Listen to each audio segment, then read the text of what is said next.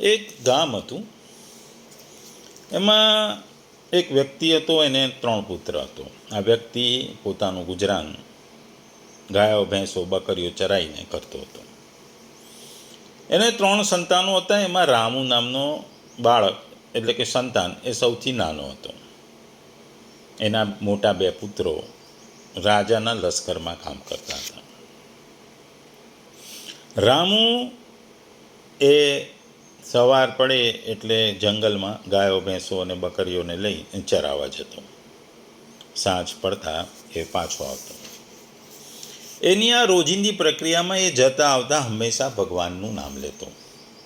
ભગવાન પ્રત્યે એને અખૂટ શ્રદ્ધા હતી. એ સાંજે આવે ત્યારે ઘરે પણ ભગવાનનું નામ લેતો, ભગવાનના નામનું ભજન કરતો અને ભગવાનની પૂજા કરતો. એક વખતની વાત છે, 2 રાજ્યો વચ્ચે યુદ્ધ થયું. આ યુદ્ધમાં એના 2 ભાઈઓ લડવા માટે સરહદ પર ગયા.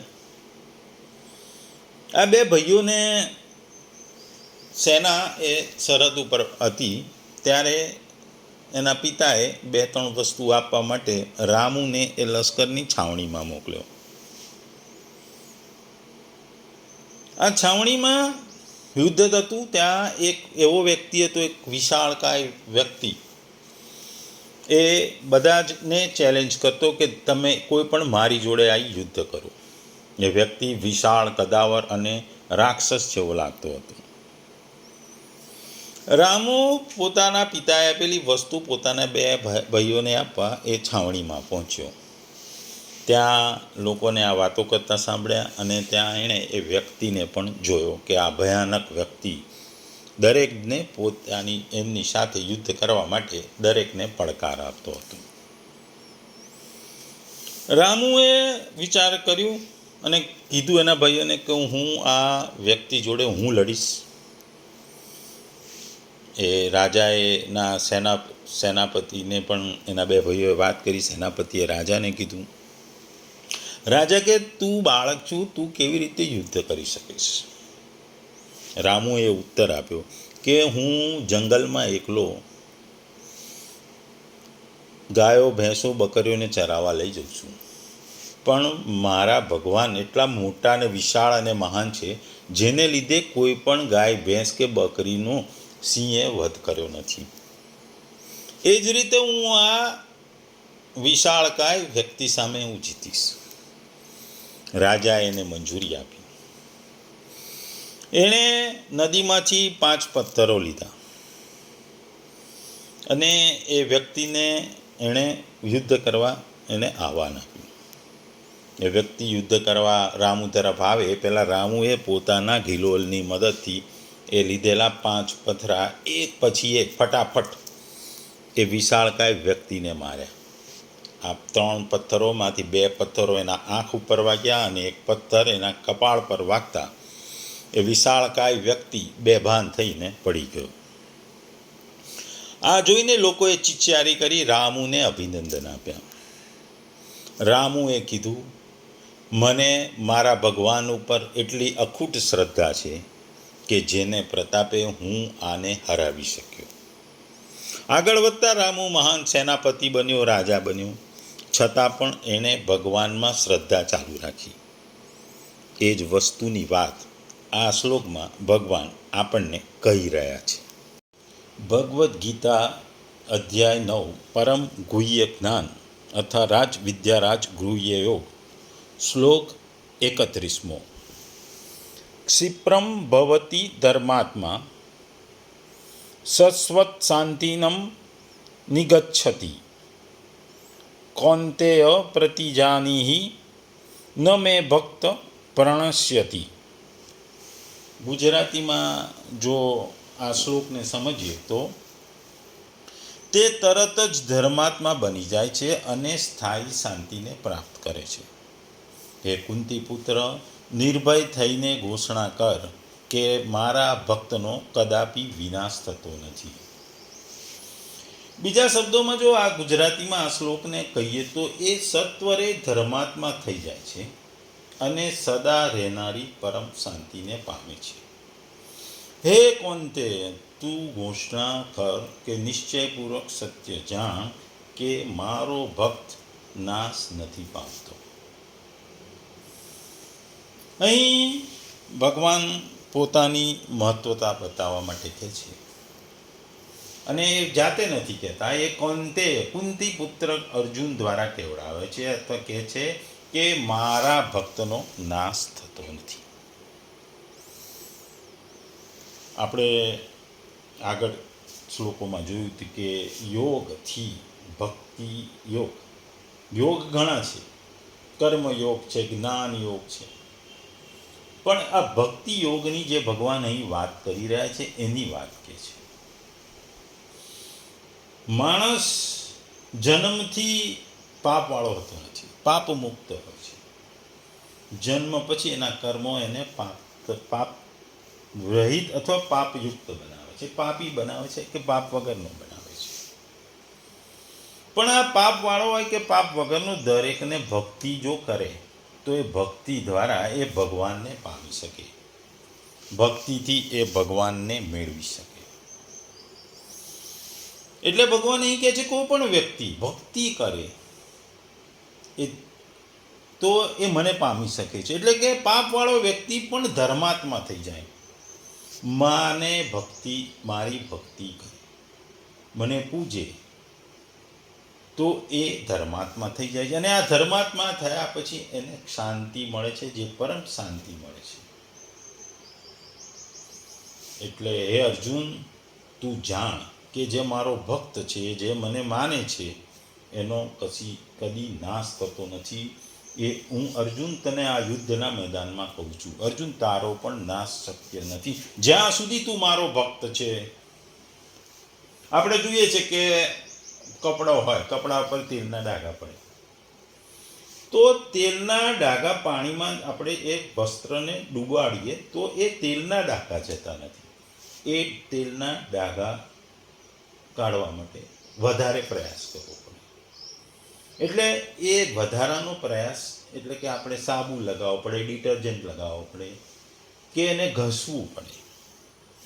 એ કરીએ તો એ તેલનો ડાઘો જતો રહે છે. એ જ રીતે ભગવાન અહીં કહે છે કે મારી ભક્તિમાં જે લીન થાય છે, એટલે એ જે મારી ભક્તિમાં લીન થાય છે એ મને પામે છે, ને મને પામે છે એટલે એમનો કદી વિનાશ થતો નથી. બીજા શબ્દોમાં કહીએ કે જ્ઞાનીનો વિનાશ થતો નથી. એટલે મનુષ્યએ જીવનમાં સાચા માર્ગને અનુસરવો પડે. સાચો માર્ગ પસંદ કરીએ તો માણસ દુઃખમાંથી દૂર થઈ એ સુખ તરફ જાય, એ ધર્માત્મા બને અને એ શાશ્વત શાંતિને પ્રાપ્ત કરે. આપણા જીવનમાં બે મોટી ભ્રમણાઓ છે, એક અહંકાર ને એક મૃત્યુ. આ બે ભ્રમણાઓને તમારે છોડી દેવી પડે.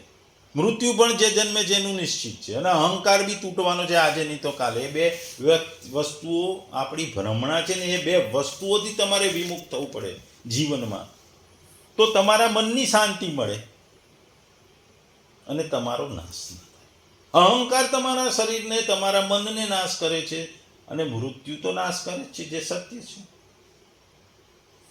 એટલે ભગવાન અહીં આધ્યાત્મિક જીવનની વાત કરે છે. આધ્યાત્મિક જીવનમાં મક્કમતા રાખવી પડે, સાચો નિર્ણય કરવો પડે, ભક્તિ જવું પડે, ભગવાનને શરણે જવું પડે. અને શરણે જાઓ એટલે તમે ધર્માત્મા થઈ જાઓ અને તમે પરમ શાંતિને પામો. અને તમે પરમ શાંતિ પામો એટલે તમારો નાશ નથી થતો. એટલે જ ભગવાન કહે છે કે મારા ભક્તનો નાશ શક્ય નથી. અને અહીં ભગવાન આ આધ્યાત્મિકતાની વાત સમજાવવા માટે કહે છે. ભગવાન એ જ કહે છે કે રોગી હોય, આખો દિવસ માંદો પડતો હોય, એને ડૉક્ટર જોડે સંબંધ થઈ જાય છે. એ જ રીતે જ્યારે આપણી બધી નબળાઈઓ છે, ભગવાનમાંથી વિશ્વાસ તૂટી જાય છે, તો આપણે દુરાચાર પાપાચાર તરફ પડીએ છીએ.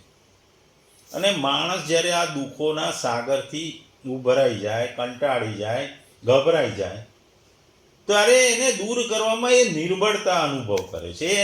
એને એવું થાય છે કે હું આ બધી દુઃખોથી હું કેવી રીતે લડીશ.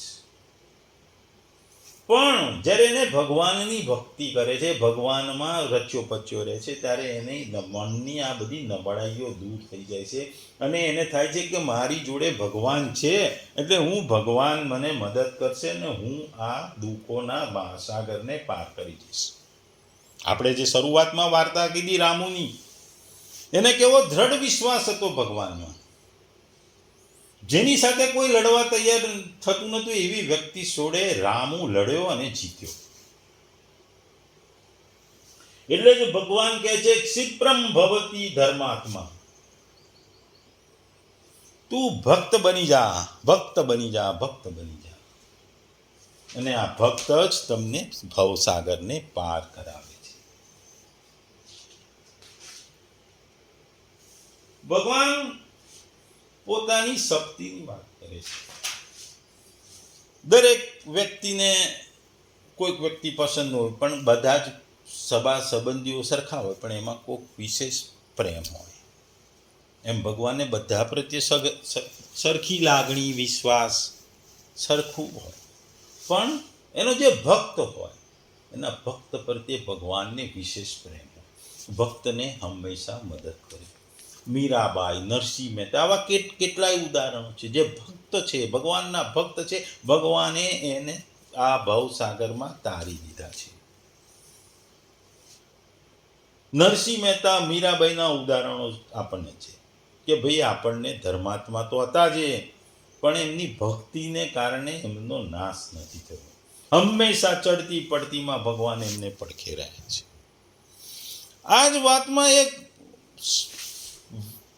કથા છે, એ તમને કહું. આ સાઉથ ભારત, દક્ષિણ ભારતની એક કથા છે. એક ગામ હતું, એમાં રામદાસ નામનો એક બ્રાહ્મણ રહેતો હતો અને ખૂબ જ ભક્ત હતો.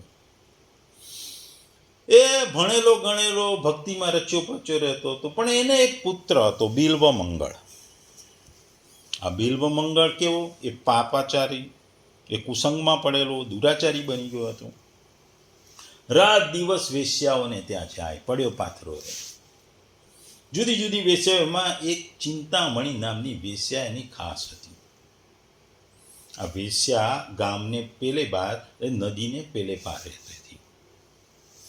એક વખત એના પિતા રામદાસ મરી ગયા.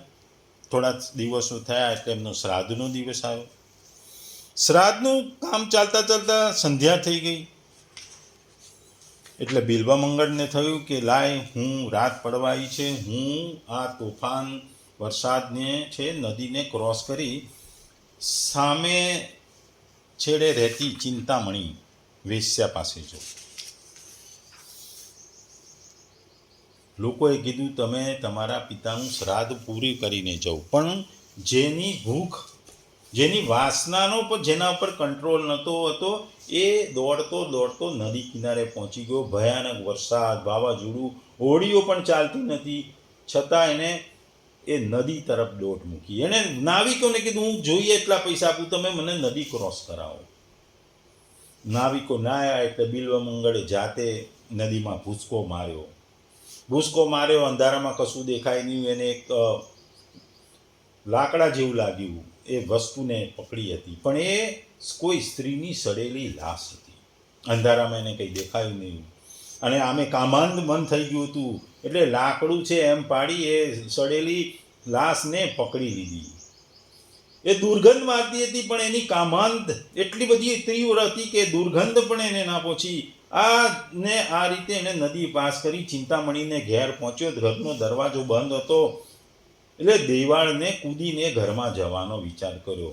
એણે હાથ લંબાવ્યો, રેશમ જેવું કોમળ દોરડું હાથમાં આવ્યું, પણ એ ભયંકર કાળો સાપ હતો, નાગ હતો. એણે એને પકડી એને પર ચડી દિવાલ કૂદી એ ઘરમાં ગયો. ભગવાનની એની કૃપા હતી, એટલે એને ભગવાનની લીલા હતી, એટલે એ નાગે એને દંશ ના આપ્યો. એ પછી એ ચિંતામણીને જગાડી. એને જોઈ અને સ્તબ્ધ થઈ ગઈ. આવી ભયાનક વરસાદ અને તોફાનવાળી રાતમાં તમે નદી પાર કરી કેવી રીતે? આ બિલ્વમંગળે જે ઘટનાઓ બની એ બધી વાત કરી. એણે કીધું કે લાકડાને સહારે ને એ દોરડું પકડીને આવી ગયો. વરસાદ ત્યાં સુધીમાં થંભી ગયો ચિંતામણી દીવો લઈને બહાર ગઈ, જોયું તો દિવાલ પર ભયાનક કાળો નાગ લટકતો હતો અને નદી કાંઠે જે સાપ પડેલો હતો એ જોતા ચિંતામણી કંપી ઉઠી. એને કહ્યું, હે બ્રાહ્મણ, તારા પિતાનું આજે શ્રાદ્ધ હતું, પણ એક હાડ માસની આ પુતળી ઉપર આસક્ત થયો અને પોતાના બધા કર્મો ધર્મોને તિલાંજલિ આપીને તું ભયંકર રાત્રિમાં મળદા અને સર્પની સહાયથી તું મારી પાસે દોડી આવ્યો. તું જે પરમ સુંદર માની રહ્યો છે એ ગાંડો થઈ ગયો છું. એક દિવસ તારી પણ દશા આવી થશે. વેશ્યાના ઉપદેશે જાદુ કર્યું. બિલ્વ મંગળ ધીરે ધીરે ભગવાન તરફ વળવા લાગ્યો. પણ એક વખત એને એક શેઠની સ્ત્રીને જોઈ, એના પ્રત્યે આકાશ આવ્યો. એના સનમાં રહેલી વાસનાઓ ફરી જાગૃત થઈ. એ શેઠને ત્યાં માગવા ગયો. ત્યાં શેઠને કીધું, તમારી પત્નીને બોલાવો. બિલ્વ મંગળ ભક્ત બની રહ્યો હતો, પણ આ માગણી કરી. અચાનક એને જ્ઞાન થયું. એનું હૃદય શોકાકુળ થઈ ગયું. એને વિચાર આવ્યો, બાજુના વૃક્ષમાંથી 2 કાંટા લીધા અને કાંઠા લીધા. એની જેવી શેઠની ધર્મપત્ની આવી પહોંચે એને આવે એ પહેલાં એણે 2 કાંટાથી પોતાની આંખોને ફાડી નાખી. આંખમાંથી લોહીની ધારા વહેસળ થઈ ને બિલ્વ મંગળના મનનો મેલ આ રીતે નષ્ટ થઈ ગયો. પછી એ ભગવાનમાં લીન થઈ ગયો. એક દિવસ કોઈ બાળકે આવી એને કીધું, ચલો હું તમને ખાવાનું આપું. બિલ્વ મંગળ જ્યારે ભીખ માંગતો હતો ત્યારે બાળકે એને ઘેર લઈ જઈને જમાડ્યો. અને પછી એક દિવસે બાળકે કીધું, હું તમને વૃંદાવન લઈ જઉં. થોડા અંતર કાપ્યા પછી બાળકે કીધું, લો આ વૃંદાવન આવી ગયું છે, હું અહીંથી જાઉં.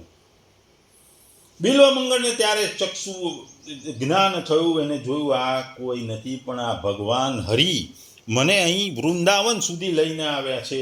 એના શરીરમાં વીજળી લોગવા નાખી, બધેથી પ્રકાશિત થઈ ગયો. બિલ્વ મંગળને દિવ્ય દ્રષ્ટિ મળી કે આ સાક્ષાત શ્યામ સુંદર બાળ સ્વરૂપનો વેર ધારણ કરીને મને મળ્યા આવ્યા. એનું શરીર રોમાંચિત થઈ ગયું અને પછી ધીરે ધીરે ભક્તિમાં લીન થઈ ગયો. એની ભક્તિ વધી ગઈ અને એને કેટલાય કાવ્યો ને કેટલીય કવિતાઓ લખી. આમ ભક્તિમાં ડૂબવું એ જરૂરી છે.